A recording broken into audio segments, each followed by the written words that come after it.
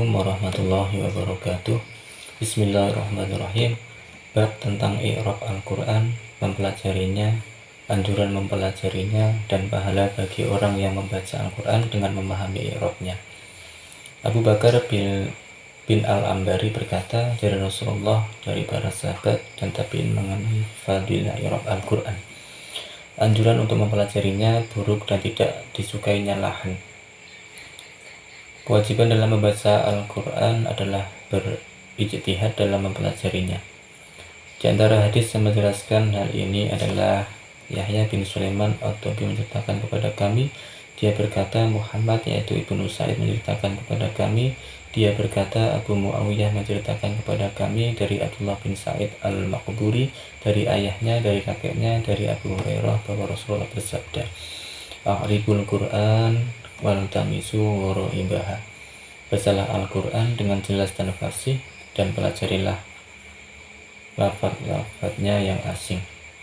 Ayahku menceritakan kepadaku, dia berkata bahwa Ibrahim bin Al-Haytham menceritakan kepada kami, dia berkata bahwa Adam yaitu Ibnu Abi Iyas menceritakan kepada kami, dia berkata Abu Thayyib Al-Marwazi menceritakan kepada kami, dia berkata Abdul Aziz bin Abu Rawah menceritakan kepada kami dari Nafi, dari Ibnu Umar dia berkata Rasulullah bersabda, siapa saja yang membaca Al-Quran dan tidak membacanya dengan fasih atau sesuai i'rabnya, maka malaikat akan mewakilkannya untuk mencatat pahala baginya sebagaimana Al-Quran diturunkan. Pada setiap huruf dicatat 10 kebaikan. Jika dia membaca sebagaimana dengan fasih, maka 2 malaikat akan mewakilinya untuk mencatatkan pahala baginya. Pada setiap huruf mereka mencatatkan 20 kebaikan. Jika dia membaca atau baca seluruhnya dengan fasih, maka 4 malaikat mewakilkannya untuk mencatatkan kebaikan. Pada setiap huruf mereka mencatatkan 70 kebaikan. Juwaibir meriwayatkan dari Ad-Dhahak, dia berkata Abdullah bin Mas'ud berkata, bacalah Al-Quran dengan baik dan hiasilah ia dengan suara yang bagus. Bacalah Al-Quran sesuai dengan i'rabnya, karena sesungguhnya Al-Quran itu menggunakan bahasa Arab. Allah menyukai Al-Quran secara dibaca dengan fasih. Dari Mujahid, dari Ibnu Umar, dia berkata bacalah Al-Quran dengan fasih. Dari Muhammad bin Abdurrahman bin Zaid, dia berkata Abu Bakar dan Umar berkata, membaca sebagian Al-Quran dengan fasih lebih kami sukai daripada menghafal huruf-huruf yang ada di dalamnya. Dari Asy-Sya'bi, dia berkata Umar berkata, siapa saja yang membaca Al-Quran dengan fasih maka baginya pahala seperti pulau yang mati syahid di sisi Allah.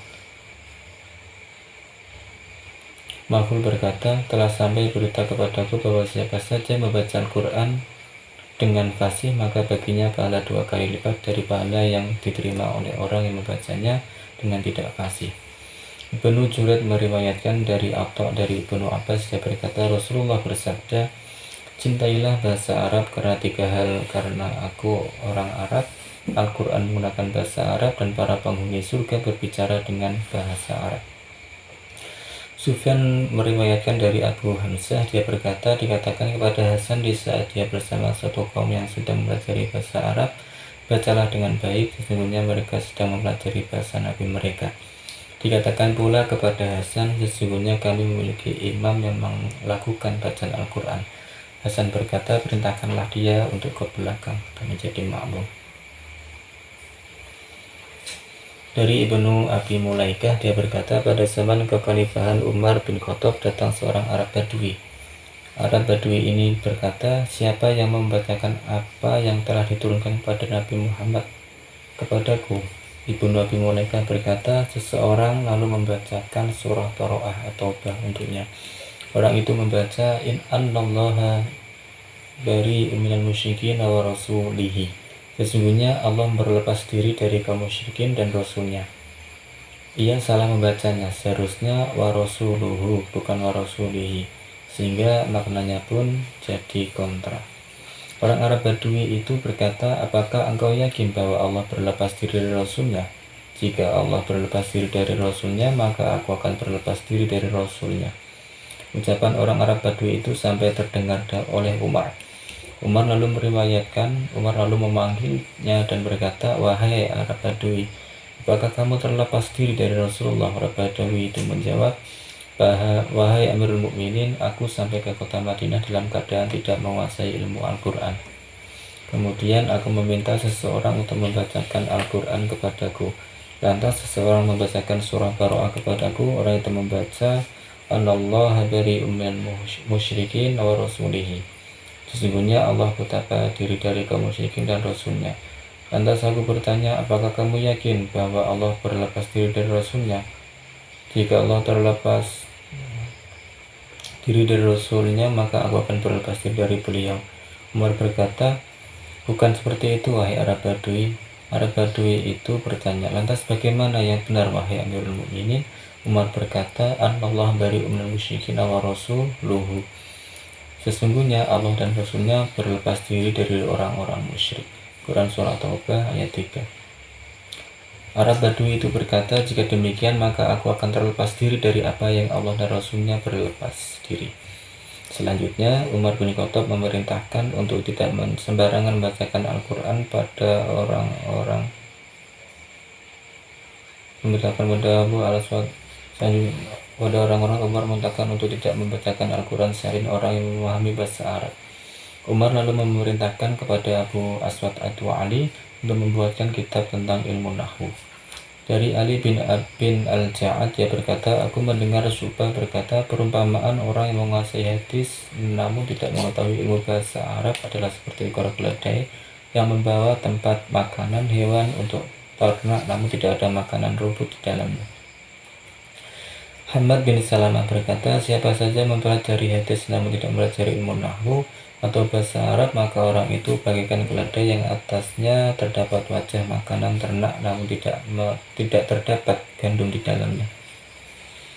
Ibnu Atiyah berkata, i'rabul Quran, membaca Quran dengan fasih adalah dasar dalam syariat Islam. Dengannya makna-makna Al-Quran itu berdiri dan makna-makna tersebut merupakan syariat. Ibnu Al-Ambari berkata, ada beberapa riwayat yang datang dari para sahabat Rasulullah dan tabi'in. Mereka berhujah atas lafaz yang asing dalam Al-Quran dan permasalahannya yang ada padanya dengan menggunakan bahasa Arab dan syair. Hal ini menjelaskan bahwa apa yang dilakukan oleh mazhab ahli nahwu adalah benar. Hal tersebut juga menjelaskan bahwa mazhab yang mengingkari hal tersebut adalah mazhab yang rusak atau salah. Di antara riwayat tersebut adalah riwayat yang diceritakan oleh Ubaid bin Abdul Wahid bin Syurek al-Bazar kepada kami. Dia berkata, Ibnu Abi Maryam menceritakan kepada kami. Ibnu Faruq memberitahukan kepada kami. Dia berkata, Usamah mengabarkan kepada kami. Dia berkata, Ikrimah mengabarkan kepada kami bahwa Ibnu Abbas berkata, jika kalian hendak bertanya kepadaku mengenai lafaz Al-Quran yang asing, maka carilah dalam syair. Sesungguhnya syair adalah kemampuan atau kumpulan bahasa Arab. Idris bin Abdul Karim menceritakan kepada kami. Dia berkata, Khalaf menceritakan kepada kami. Dia berkata, Mahmud bin Zain menceritakan kepada kami dari Ali bin Zaid bin Jubair. Dia berkata, aku mendengar Sa'id bin Jubair dan Yusuf bin Mihram.